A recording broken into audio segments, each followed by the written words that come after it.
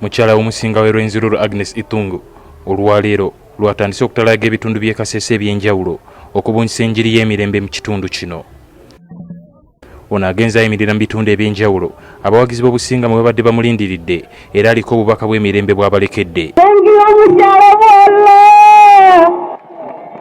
Oluvannyuma asisinkanye mu bannamwandu b'abafiira mu kanyoolagano wakati w'amagye n'abakuumi b'obusinga olubiri bwe lwalumbibwa mu 2016.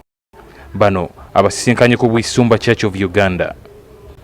Ono asuubiza okubakwatizaako okuvvuunuka embeera gye balimu.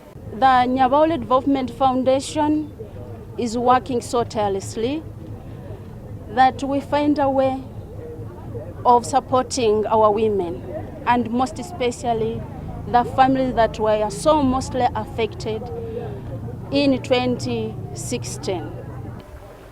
Ategezezza nga bw'alina essuubi nti ebyasoba byakutereera mu kaseera mpaawo kaaga. We grieve together, and for my purpose today I came to sit down with my mothers to comfort and console and give message of hope.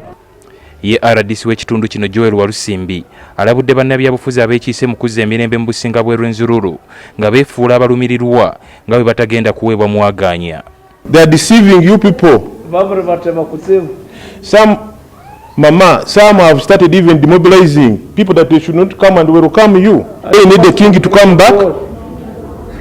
Do they really need the king to come back? Oluvannyuma bannamwandu bano baweereddwayo akasente wamu n'enkumbi ng'entandikwa.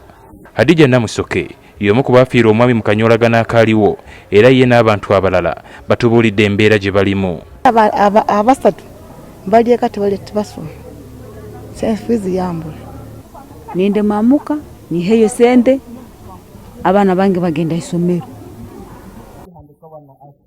Oluvannyuma wakubiddwa olukuŋŋaana olw'awamu ku Bwesungu Primary School RDC n'omukyala omusinga gye boogereddeko eri abantu okutakkiriziddwa munnabyabufuzi yenna.